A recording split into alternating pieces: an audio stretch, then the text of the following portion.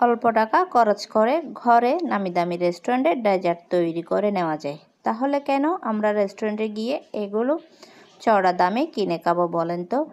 কি দেখে মনে হচ্ছে না অনেক দামি কোনো একটা ডেজার্ট? একদম না। ঘরে মাত্র 4 পিস পাউরুটি আর একটা ডিম থাকলে তৈরি করে নিতে পারবেন একদমই ইউনিক, অনেক বেশি মজাদার এই ডেজার্টটা। সুপ্রিয় দর্শক, আসসালামু আলাইকুম। কেমন আছেন সবাই? যে যেখানে আছেন ভালো আছেন এবং সুস্থ আছেন। তাহলে চলুন আর কথা না বাড়িয়ে মূল রেসিপিতে যাওয়া যাক। প্রথমে আমি এখানে 4 পিস পাউরুটি নিয়েছি।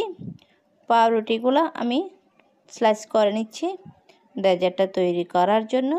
আশা করছি আজকের এই ডেজার্ট রেসিপিটা আপনাদের কাছে ভালো লাগবে। ভালো লাগলে প্লিজ আমার চ্যানেলটা সাবস্ক্রাইব করে পাশে থাকার বেল আইকনটি প্রেস করে রাখবেন, আমাকে সাপোর্ট করবেন। আমি পাউরুটিগুলো কিন্তু স্লাইস করে নিয়েছি।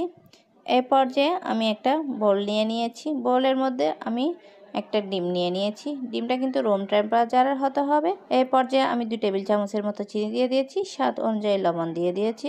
1 টিস্পুনের মতো ভ্যানিলা এসেন্স দিয়ে দিয়েছি। এখন সবগুলো একসঙ্গে ভালো করে একটু ফেটিয়ে নিচ্ছি। ফেটানো কিন্তু হয়ে গেছে। এই পর্যায়ে আমি এখানে 1 গ্লাস লিকুইড মিল্ক নিয়ে নিয়েছি।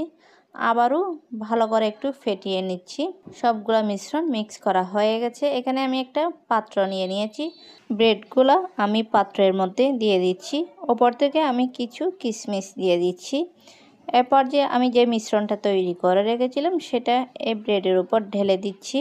আজকের এই রেসিপিটা যদি আপনাদের কাছে ভালো লেগে থাকে ভিডিওতে একটা লাইক, কমেন্ট এবং বেশি করে শেয়ার করবেন। আমি উপর থেকে কিছু কিশমিশ দিয়ে দিচ্ছি। কিশমিশগুলো দেওয়ার পরে আবার একটু ভালো করে মিক্স করে দিচ্ছি। এই পর্যায়ে আমি একটা ঢাকনা দিয়ে দিয়েছি। এখন আমি আজকের এই ডেজার্টটা আমি পানির ভাপের মধ্যে তৈরি করব। তার জন্য আমি এখানে একটা পাত্র গরম পানি দিয়ে দিয়েছি। এখন আমি ডেজার্টের পাত্রটা বসিয়ে দিচ্ছি। এটা আমি 20 মিনিট কুক করে নেব। দেখলেন তো কত সহজে এই ডেজার্টটা হয়ে গেছে। আমি 20 মিনিট পরে দেখে নিচ্ছি হয়েছে কিনা। দেখলেন তো খুব সুন্দর কালার এসেছে। আমি আবারও উপর থেকে কিছু কিশমিশ দিয়ে দিচ্ছি। এটা নামিয়ে ঠান্ডা করে নিয়েছি।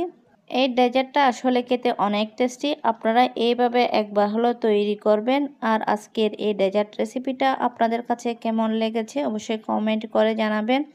এই ধরনের ডেজার্টগুলো বাচ্চারা অনেক লাইক করে। এইভাবে তৈরি করে কিন্তু বাসায় মেহমান আসলে মেহমানদারিতেও সার্ভ করতে পারেন। এতক্ষণ সময় নিয়ে আমার রেসিপিটা দেখার জন্য অসংখ্য ধন্যবাদ জানিয়ে বিদায় নিচ্ছি। আল্লাহ হাফেজ।